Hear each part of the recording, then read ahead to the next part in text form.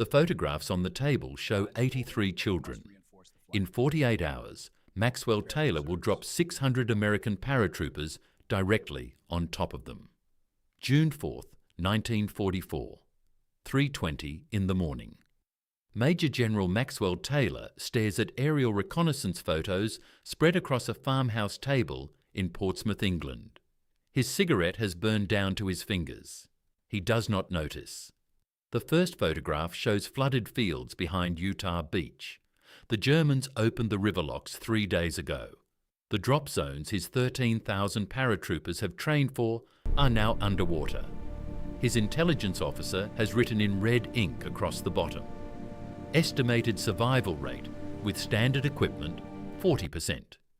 40% survival means 7,800 dead paratroopers, drowned in French farm fields before they fire a single shot.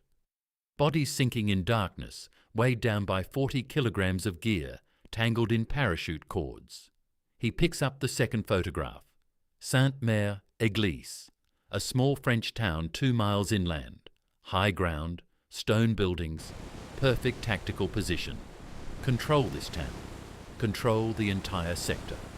Then he reads the intelligence brief. German field hospital, eastern edge of town. 120 wounded soldiers.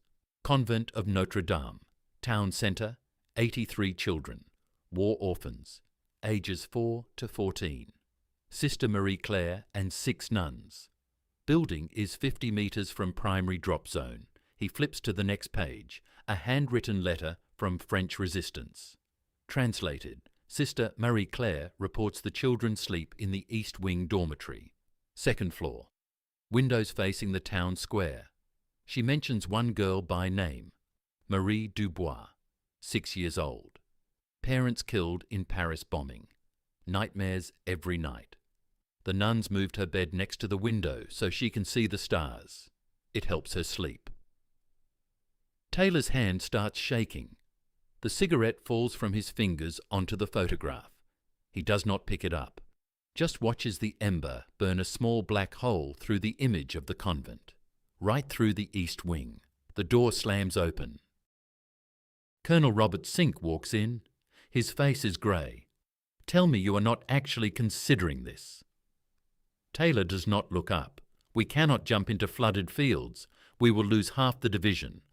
So we jump into a town full of children instead? Sink grabs the photograph. 83 kids, Max. Orphans. They have already lost everything. Now we drop bombs on them? What do you want me to do, Bob? Cancel the invasion? Call Eisenhower and tell him we need to reschedule D-Day? I want you to find another option.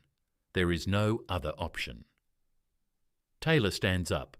We have 48 hours. The convoy is already loading. 150,000 men. 5,000 ships. Nobody is stopping this because one general has a conscience problem. Sink throws the photograph back on the table. Your son is jumping with 502nd. Does he know you are sending him into a town full of civilians? Taylor stops. His face goes white. Captain Maxwell Taylor Jr., 24 years old. Sink presses harder. You are going to order your own son to jump into Sainte-Mère-Église and pray he does not land on a 6-year-old girl. Do not. Taylor's voice drops to barely a whisper. Do not use my son against me. Then do not use those children as acceptable losses. Sink moves closer. You taught these men that we protect the innocent. Now you are about to kill 83 French kids to save American soldiers. How do you live with that? The room goes silent. Outside, truck engines rumble, the invasion machinery grinding forward, unstoppable. Taylor walks to the window. When he speaks, his voice sounds dead. I do not live with it. I command with it. There is a difference. He slides another document across the table. Read this. Sink picks it up. Casualty projection from Eisenhower's staff.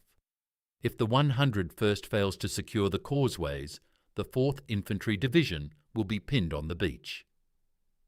Estimated casualties, 12,000 in the first 6 hours. At the bottom, Eisenhower's handwritten line, the mission succeeds or the invasion fails. Choose accordingly. Sink reads it twice, puts it down slowly, so he is making you the executioner. Eisenhower keeps his hands clean while you pick who dies. Taylor nods. French children or American soldiers. Those are my options, and I have 48 hours to decide which funeral I attend for the rest of my life. There has to be a third option. Taylor returns to the table, spreads out a tactical map, his hands still shaking but his voice steadies. Hybrid drop, split the force. 600 men jump into Sainte-Mère-Église, Pathfinders and 1 rifle company. They go in first. 30 minutes before the main drop. Secure the town square. Clear the German garrison. Get those children out before the rest arrives. And if the Germans use the hospital as a firing position, if they fortify the convent, then 600 American paratroopers died trying to save 83 French children. Taylor meets his eyes, while the other 12,400 men jump into flooded fields with modified equipment. Life vests from the Navy. Reduced loads. They land in water, but they do not drown. You are splitting the casualties. Sink understands. Instead of losing thousands one way or the children the other way, you lose hundreds of both. I lose the minimum number necessary to complete the mission. Taylor corrects him. This is not about morality anymore, Bob. This is about mathematics. Sink walks to the door. Stops. Who jumps into the town? Volunteers. I will brief them personally. You are going to tell them about the children? The night before we jump, after it is too late for anyone to object. Taylor picks up his cigarette pack. Empty. He crushes it. They will know it is a hot drop. They do not need to know about the convent until they are already committed. That is lying to them. That is command. Taylor's voice goes hard.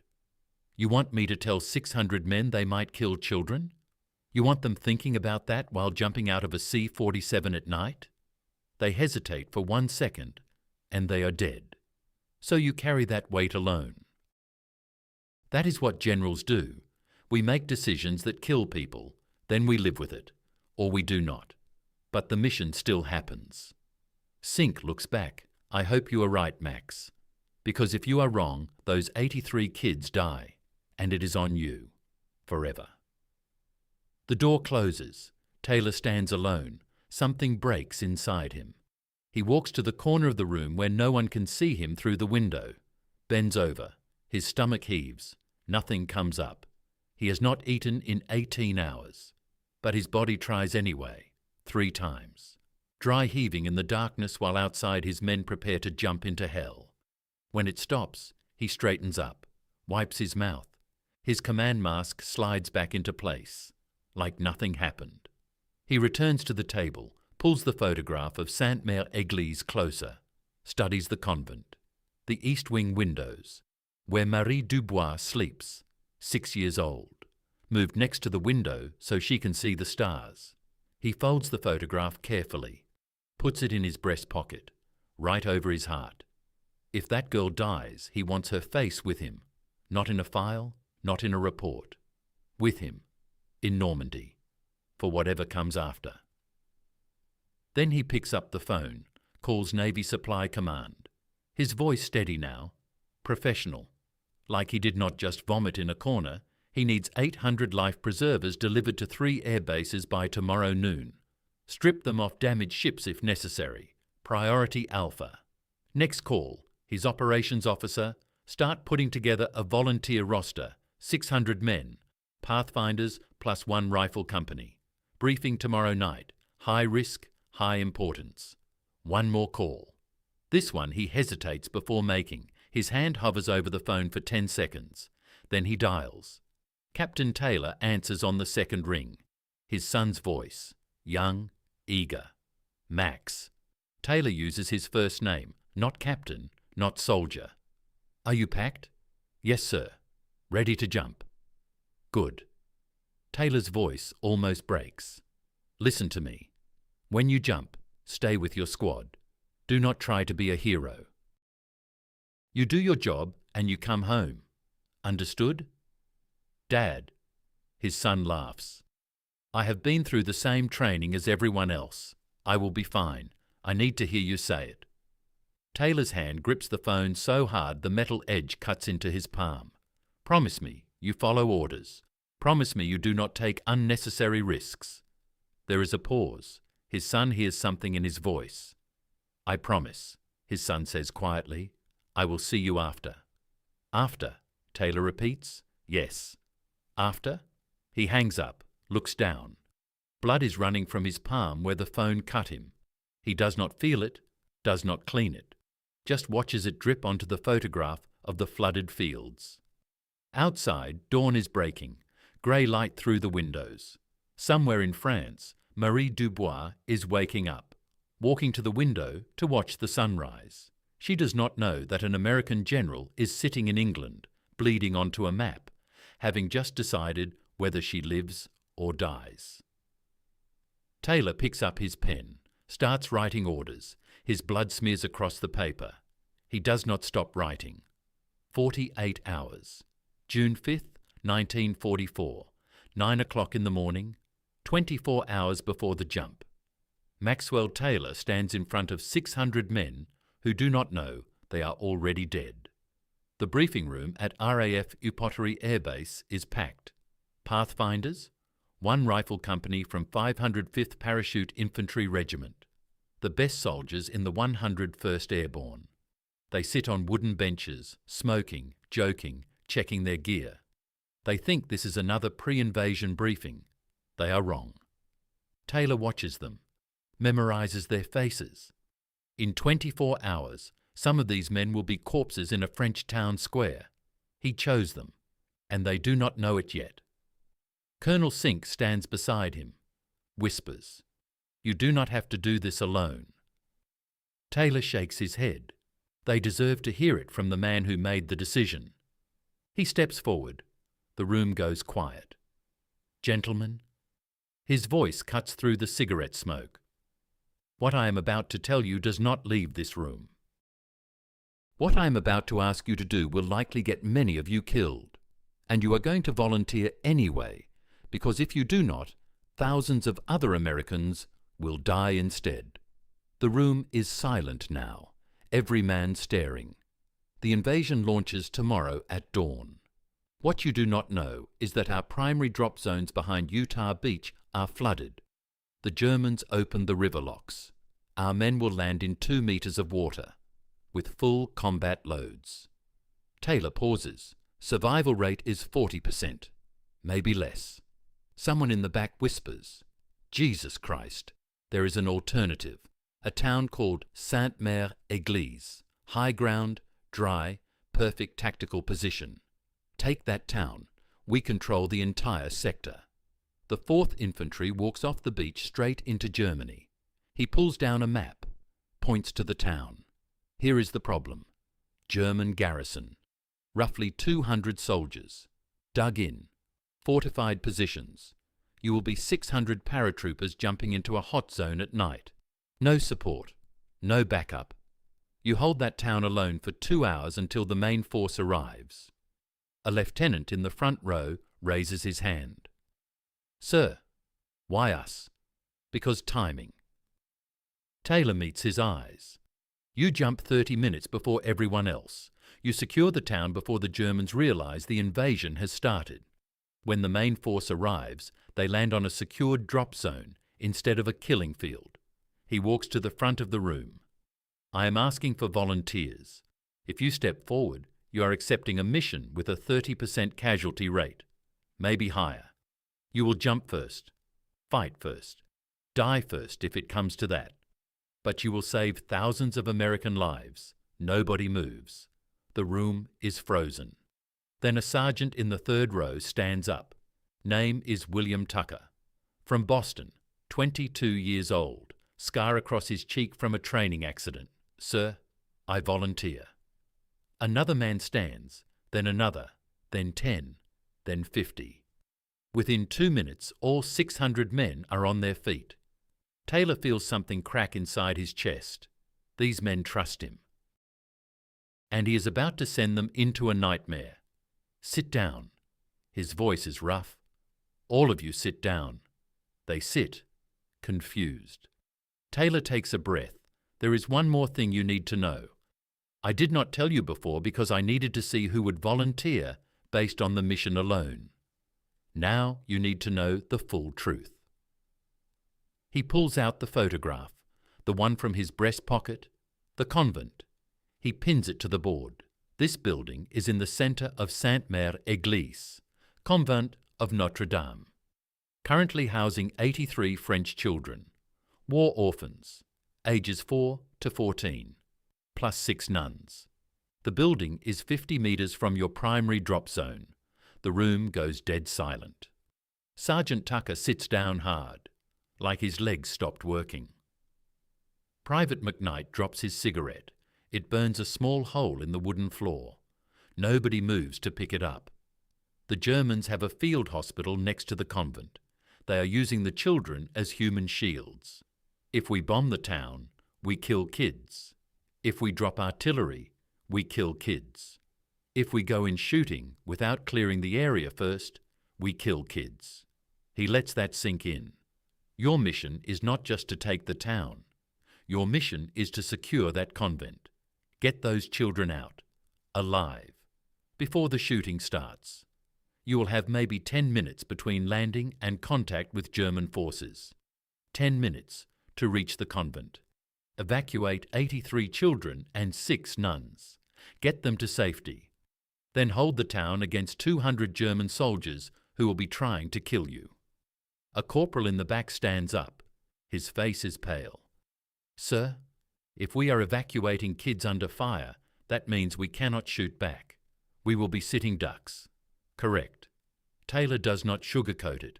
For those 10 minutes, you are targets, not soldiers. You will move fast. You will move quiet. You will get those children out. Then you will fight. In that order. Another voice, Private James McKnight, 19 years old, from Georgia. Sir, what if we cannot get them out? What if the Germans stop us? Then you die trying. Taylor's voice is flat. Because if those children die, it is because we killed them, not the Germans. Us. And I will not allow that. You will get them out or you will die in the attempt. Those are your orders. The room erupts. A chair flips over. Sergeant Tucker shoves the man next to him. You knew about this? 3 men stand and walk toward the door. Stop halfway. Turn back. Frozen between leaving and staying. Voices shouting over each other. Hands gesturing. Someone punches the wall. Sink steps forward, about to restore order. Taylor stops him, raises one hand. The room gradually quiets. I did not tell you about the children first because I needed to know who would volunteer for the mission based on military necessity. His voice carries. Now I am telling you the full truth because you deserve to know what you are being asked to do, and you deserve the chance to withdraw. He walks to the center of the room. Here is the choice. If nobody volunteers, I send the full division into flooded fields. We lose thousands. Maybe the invasion fails. If you volunteer, you risk your lives to save both American soldiers and French children.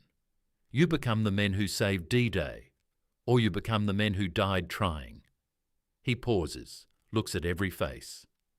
I will ask one more time, knowing everything. Who volunteers? For 5 seconds, nobody moves. Then Sergeant Tucker stands up again, still in. Private McKnight stands. Me too, the lieutenant from earlier. I am in, sir, one by one. All 600 men stand. Slower this time, quieter. But they stand, every single one. Taylor's vision blurs. He blinks hard, nods. Outstanding. His voice almost breaks. He steadies it. You are the bravest men I have ever commanded. He pulls down another map. Detailed layout of Sainte-Mère-Église. Here is how we do this. You jump at 100 hours. 30 minutes before the main drop. Silent approach. First squad hits the convent. Door to door. You find Sister Marie Claire. You get those children out. You move them to this location. He points to a farm 400 meters outside town. Stone barn. They shelter there until the fighting stops. Second and third squads establish a perimeter. You hold the square, you keep Germans away from the convent. You do not fire unless fired upon. We need silence. Fourth through sixth squads move to these positions. He marks 3 buildings. Machine gun nests. When the shooting starts, you own the high ground. After 40 minutes, the briefing ends. The men file out, silent, sombre. Sink approaches Taylor. That was the hardest thing I have ever watched. Taylor does not respond, just stares at the map. At the convent marked in red. Sink tries again. You gave them the choice. They volunteered. Taylor finally looks at him. I lied to them, Bob. What? Taylor points to the map. I told them 10 minutes to evacuate the convent. That is optimistic. Realistically, they will have 5 minutes, maybe less. The Germans will hear the planes. Those men will hit the ground already compromised. Then why tell them 10? Because if I told them 5, some would break.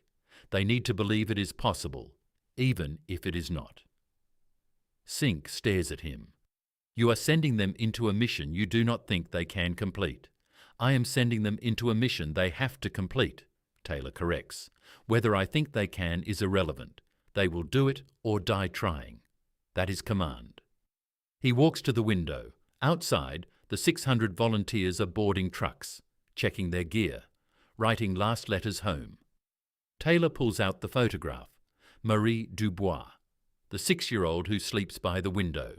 Sink sees it. Who is that? Marie Dubois, 6 years old, sleeps in the east wing, bed by the window. She likes to watch the stars. Sink says nothing. Taylor folds the photograph, puts it back in his pocket. When he speaks, his voice is barely audible. If she dies tomorrow, I want to remember her name. He walks out. Behind him, Sink stands alone, staring at the map. At the red mark over the convent, at 83 reasons why tomorrow might be the day everything falls apart. 24 hours until 600 men find out if courage is enough to save children from a war their parents started. 0057 hours, 3 minutes before the jump. Captain Maxwell Taylor Jr. sits in the back of a C-47 transport aircraft.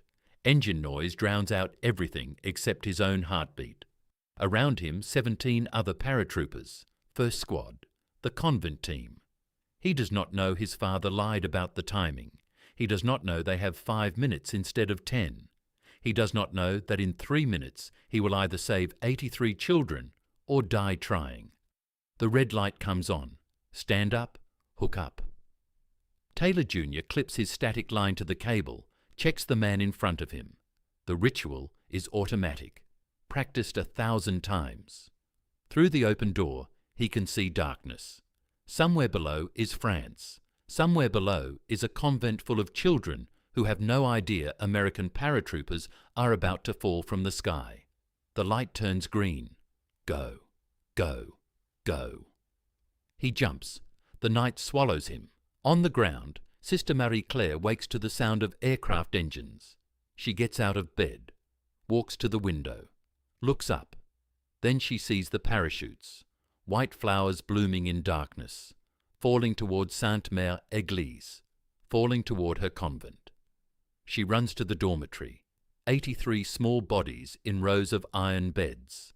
Marie Dubois is by the window, 6 years old, clutching the stuffed rabbit the nuns gave her. Sister Marie-Claire shakes the nearest nun awake. Americans, they are coming. Wake the children, now.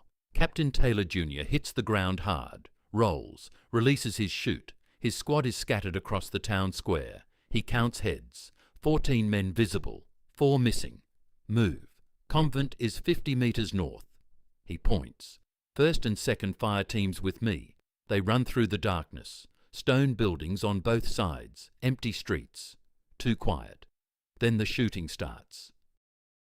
A German machine gun opens up from a church tower. Tracers cut through the night. Private McKnight goes down. Hit in the leg. He screams. 2 men grab him, drag him behind a stone wall. Taylor Jr. presses against a building. Breathes. The machine gun is covering the square. They cannot cross open ground. There, an alley, narrow, should put them 20 metres from the convent's rear entrance. Follow me. He moves into the alley. His squad follows. Behind them, more paratroopers are landing. The main drop is starting early. Someone miscalculated. The Germans are fully awake now. Alarms ringing. Voices shouting. The 5 minutes his father promised just became 3.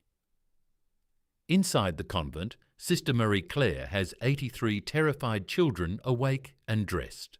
Some are crying. Marie Dubois is frozen by the window, staring at the parachutes, at the soldiers landing in the square, at the machine gun firing from the church. Sister Marie Claire picks her up, carries her down the stairs.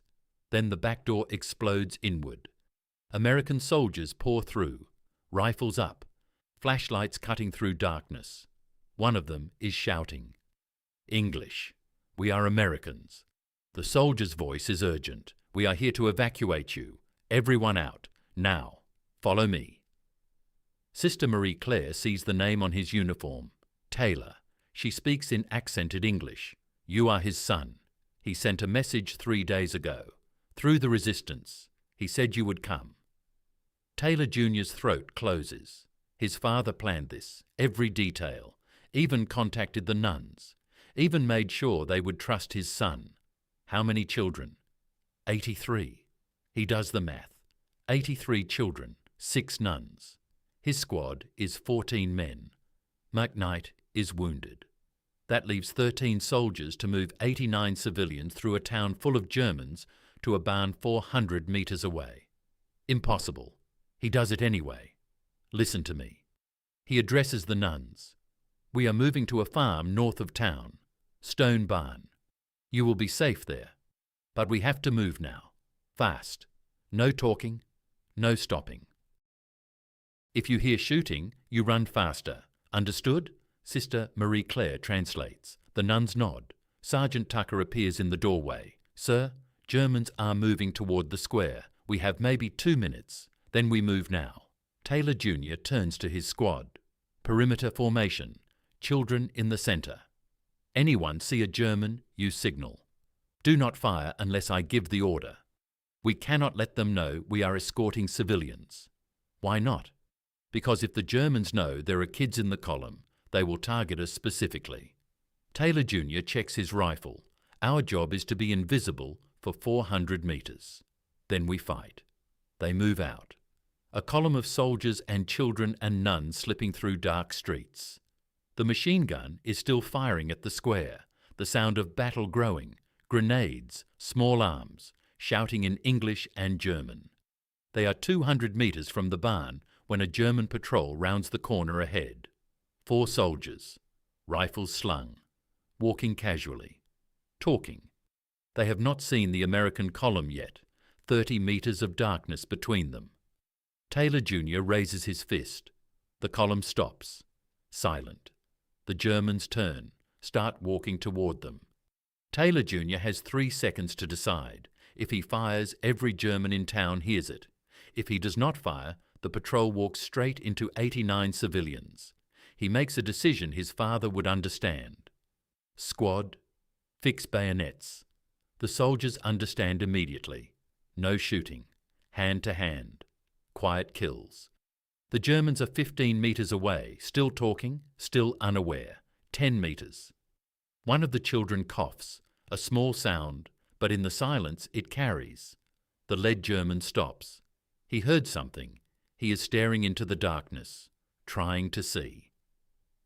Taylor Jr. does not wait. He crosses the distance in 4 steps. His bayonet finds the German's throat. The man's eyes go wide. He tries to scream. Taylor's hand covers his mouth, feels the breath stop, warm blood on his fingers. The man's weight collapses onto him.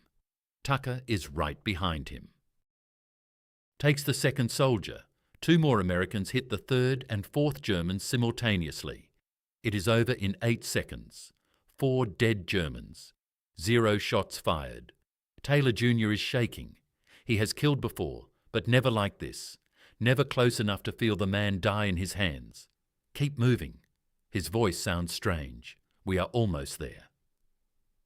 They reach the barn at 0142 hours. The battle in Sainte-Mère-Église is fully engaged now. Explosions, gunfire, flares lighting the sky. The town is burning. Taylor Jr. gets the children inside, posts guards at each corner. Sister Marie-Claire approaches him. "Thank you. You saved them." He looks at the children, huddled together, some crying. Marie Dubois still clutching her rabbit, still staring at nothing. "We are not safe yet. Then you will protect us." She says it with certainty. "Your father sent you. You will not fail." Taylor Jr. wants to tell her she is wrong, that he is terrified, that 4 men just died on his bayonet, and he can still feel the resistance of flesh and bone, that his hands are shaking so hard he cannot reload his rifle. Instead, he nods. "We will hold." The battle for Sainte-Mère-Église lasts until dawn. The 600 volunteers fight building to building. By 0600 hours, the town is secure. American casualties are 89 dead, 134 wounded. The barn is untouched. 0 casualties among the children. At 0820 hours, Major General Maxwell Taylor arrives in Sainte-Mère-Église. The town is destroyed. Buildings burning, bodies in the streets. His 600 volunteers look like ghosts. He finds Colonel Sink in the town square. "Where is the convent team?" Sink points north. "Barn. All children accounted for. Your son led them out." Taylor does not trust himself to speak. He nods, starts walking. He finds the barn surrounded by paratroopers. His son is sitting against the wall, helmet off, face blank, staring at his hands. Taylor kneels beside him. "Max." His son looks up. His eyes are hollow. "Dad, I killed 4 men with a bayonet. To keep children safe. I killed them in silence so nobody would hear." "I know." Taylor's voice cracks. "I am sorry. I am so sorry I put you in that position. Did you know?" His son's voice is raw. "Did you know it would be like this?" "Yes." Taylor cannot lie. "I knew you would have to do terrible things. I sent you anyway, because those children needed saving, and you were the best man for the job." His son looks back at his hands. There is dried blood under his fingernails. "I keep seeing their faces. You will see them for the rest of your life." Taylor sits beside him. "That is the cost. You carry the weight of what you did to save innocence. It does not balance. It never balances. But you did it anyway. That is what makes you a good man." Inside the barn, Sister Marie-Claire is reading to the children. Marie Dubois is sitting by a window, watching American soldiers outside. She does not understand that the young captain covered in blood is the reason she is alive. The war continues. Sainte-Mère-Église becomes a legend, the first town liberated on D-Day. But there is a footnote, a classified report. 9 French civilians killed during the battle. A German grenade hit the convent's chapel after the children were evacuated. 2 nuns who stayed behind to gather supplies. 7 elderly townsfolk sheltering in the basement. Maxwell Taylor reads the report in July 1944. He folds it carefully, puts it in his desk drawer, next to the photograph of Marie Dubois' dormitory window, next to the list of 89 American soldiers killed taking Sainte-Mère-Église. He saved 83 children, lost 89 soldiers, killed 9 French civilians. The math does not balance. Command never does. In 1974, Maxwell Taylor dies at age 73. At his funeral, a French woman places a letter on his casket. Sister Marie-Claire, now 83 years old. She flew from Paris to attend. The letter reads, "You made an impossible choice. You sent your son into hell. You saved 83 children. 9 died anyway. You carried that weight for 30 years. Now you can rest. You did the right thing, even though the right thing killed innocents. That is command. That is sacrifice. That is why we remember you. Inside the letter is a photograph. Marie Dubois, age 36, teacher, standing in front of a classroom in Paris. On the back, handwritten, "I teach children that good men walk through hell to save innocents. I teach them about you. Thank you for my life." Maxwell Taylor Jr. attends his father's funeral in full uniform. 4 stars.